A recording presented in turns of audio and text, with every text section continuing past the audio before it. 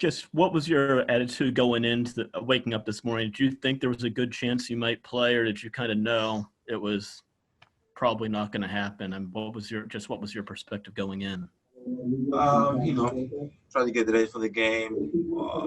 Try to do whatever is necessary to put my body in a position to play.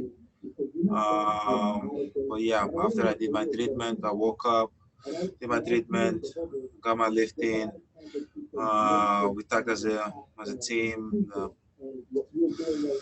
physio team, and they told me that the right decision for me is not to play the game. And I sprained my ankle in the game 3, I think. Did not supposed to play game 4. Played game 4, sprained it again. So they thought the best for me right now is to not play game 5 and get ready for game 6. So I did my pre-game warm up.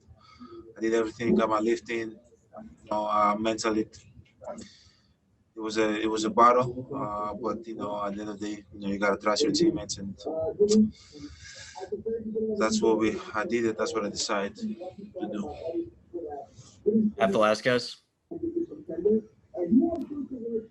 Giannis, I know it's still fresh, but what are your primary thoughts as you look back this season and on your guys' time in the bubble?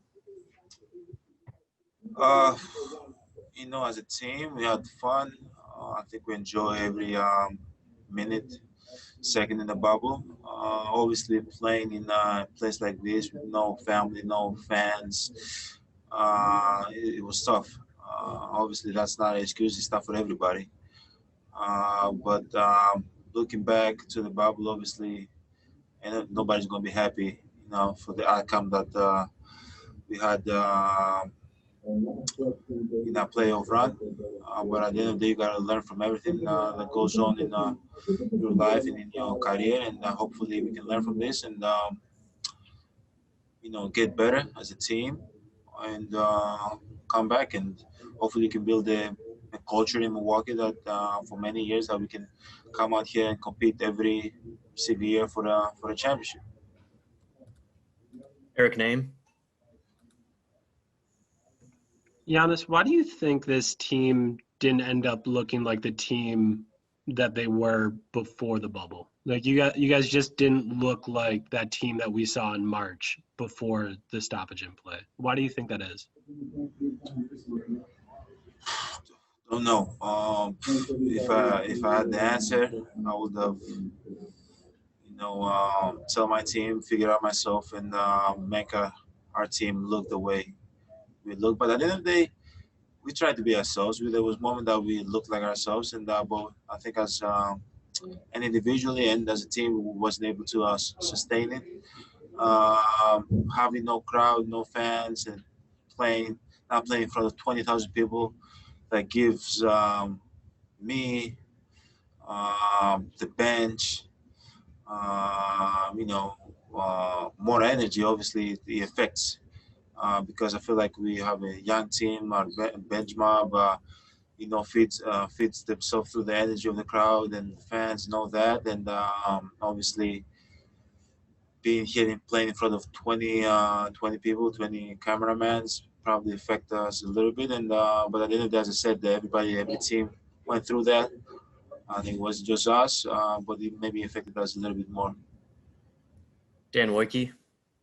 Giannis, over here. You guys obviously are super disappointed with the end result, but you were also involved in something incredibly historic while you were here. How do you balance those two emotions on the way out?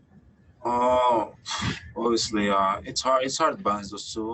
But at the end of the day, what we did against the game in Orlando, speaking of basketball, we choose as a team to do both. Is it hard to do both? Yes, it's hard to do both, but that's what we chose as a team, to stand out for something that's bigger than basketball, stand out for something that we believe, and at the same time play basketball. But it's not easy. Malika. Giannis, we've heard your teammates over and over again say over these last 2 games that they felt that they needed to do something for you. They needed to support you the way you've supported them. What does that mean to you to have guys who feel like what they want to do is prove to you that they can help you? Um, obviously, it's a great feeling and having your team going out there and try to play for you also. But they don't have to do that for me, man. They worked hard all year long. They deserve to be in this position. Everybody, I deserve to be in this position. They deserve to be in this position. So, you know, I wanted them. I wanted them to do it for them. Because as I said, when the guy go down and we brothers, we're a team. We lose together, we win together, and you know, that's the mentality we have as a team, and that's why I love my teammates. That's why I play hard for my teammates, and they do the same for me also. They have my back, I have their back. Time for two more. Let's go to Kane Pittman.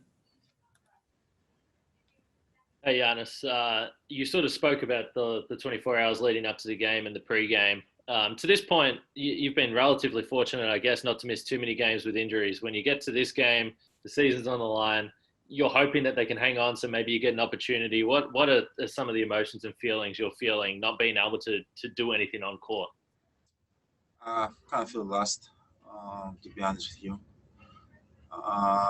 But if it's up to me, I'll play with one leg. I really don't care. But at the end of the day, we have people in the team that sometimes they have bigger say than you, and they have to protect you. They have to protect your health no matter what. And it's good because there's a lot of cases in previous cases in the past that they put the team over the player's health, and I love my organization for that. I appreciate that. They protected me, but I wanted to play. Everybody, I want to play. I know I want to play. My coach know I wanted to play, but at the end of the day, my organization put my health over game 5, and that's big. That's big for me. Last one is Zora Stevenson. Giannis, your teammates always talk about the fact that they feed off of your energy, and then you kind of reciprocate that back.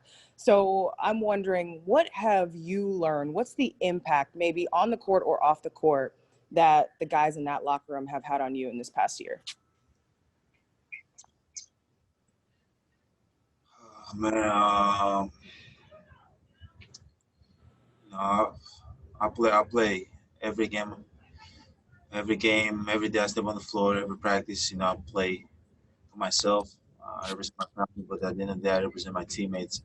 Um, as a player, since I was a little kid, I always did that. I never wanted to let my teammates down, and we had great vets that were able to coach me through this journey this year and told me to be more vocal. The same way that I'm on the court and I give them energy and I take energy from them, I got to do the same thing off the court.